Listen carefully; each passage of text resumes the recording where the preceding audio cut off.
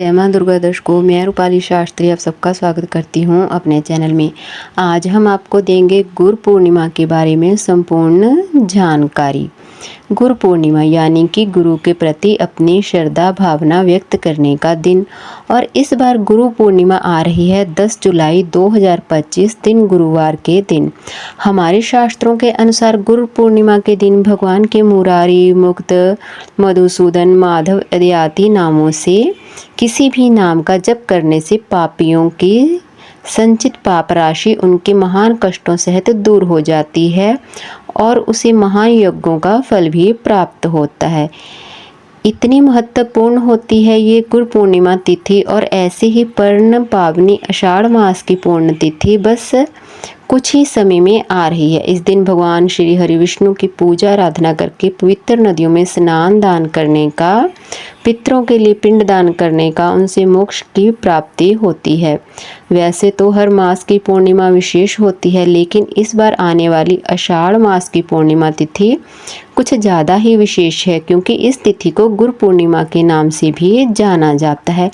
यह गुरु पूर्णिमा तिथि विशेष रूप से हमारे सभी प्राचीन ग्रंथों में है, श्री व्यास देव जी को समर्पित है, इसलिए कई लोग इसे व्यास पूर्णिमा के नाम से भी जानते हैं।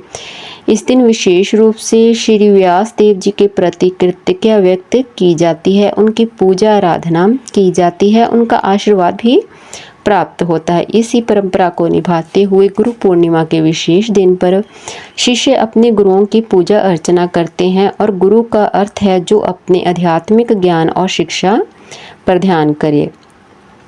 आज के इस वीडियो में हम आपको बताते हैं गुरु पूर्णिमा की तिथि के शुभ मुहूर्त कौन से हैं। अगर आप गुरु पूर्णिमा के दिन व्रत और उपवास का पालन कर रहे हैं, चंद्रदेव को अर्घ देना चाहते हैं, तो यह सारे कार्य किस समय करने चाहिए, आइए अब आरंभ करते हैं आपको यह जानकारी देना। इस वर्ष में आषाढ़ मास की पूर्णिमा तिथि आ रही है 10 जुलाई 2025 गुरुवार के दिन। इसी दिन को गुरु पूर्णिमा के नाम से भी जाना जाता है। आषाढ़ पूर्णिमा तिथि का आरंभ हो रहा है 9 जुलाई 2025 बुधवार की रात्रि को 1:36 पर और यह तिथि समाप्त हो रही है 10 जुलाई 2025 की मध्य रात्रि 2:05 पर।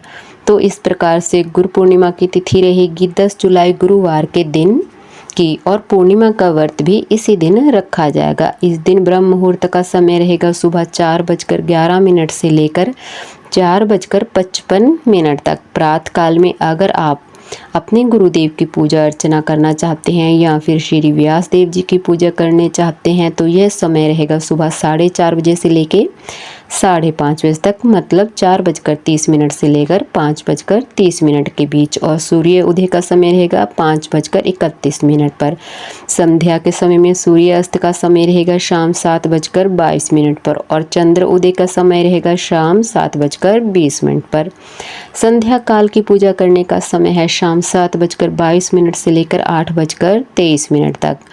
इस दिन विशेष अभिजीत मुहूर्त भी लगेगा 11:60 से लेकर 12:55 के बीच में। और विजय मुहूर्त है दोपहर 2:45 से लेकर 3:40 तक। यह सभी समय गुरु जी की पूजा करने के लिए सबसे विशेष और अच्छे माने गए हैं। इस समय के अंदर जितना भी हो सके उतना अधिक से अधिक भगवान विष्णु और अपने गुरु जी की पूजा आराधना जरूर करें। अधिक से अधिक भगवान के पवित्र नामों का जाप करें, तपस्या करनी और अपनी क्षमता अनुसार दान भी जरूर देना चाहिए। जो मनुष्य ऐसा करता है उसे अक्षय पुण्य फल की प्राप्ति जरूर होती है। अगर पूर्णिमा तिथि के बारे में देखा जाए तो यह भगवान विष्णु के पूजन के लिए सबसे महत्वपूर्ण तिथि मानी जाती है।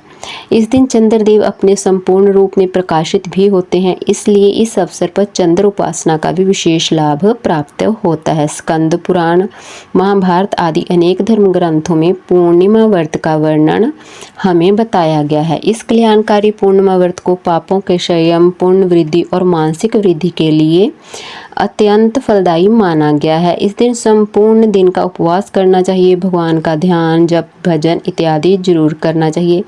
अगर संभव हो सके तो सुबह के समय पवित्र नदी में जाकर स्नान भी जरूर करना चाहिए और अपने पितरों के लिए पिंडदान तथा अपनी क्षमता अनुसार दान जरूर दें। इससे पितर प्रसन्न होते हैं और सुखमयी तथा वंश में वृद्धि का आशीर्वाद देते हैं। इस दिन संध्या काल में चंद्रदेव को अर्घ्य भी अर्पित किया जाता है, फिर उनका पूजन किया जाता है।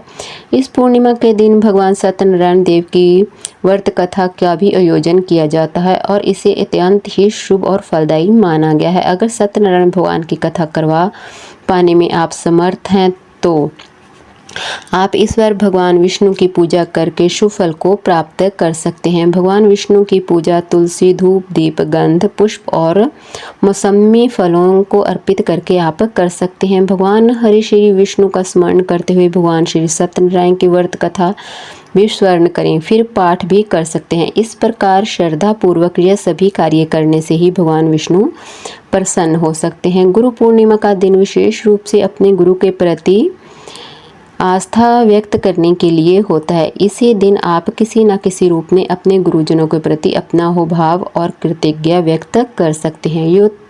यह थी गुरु पूर्णिमा के विषय में संपूर्ण जानकारी। आपको हमारी जानकारी कैसी लगी हमें कमेंट कर जरूर बताएं। जिन लोगों ने अभी तक हमारा चैनल सब्सक्राइब नहीं किया कृपया वो चैनल को सब्सक्राइब कर लें, लाइक कर लें, कमेंट कर लें और शेयर भी जरूर कर लें। जय मां दुर्गा।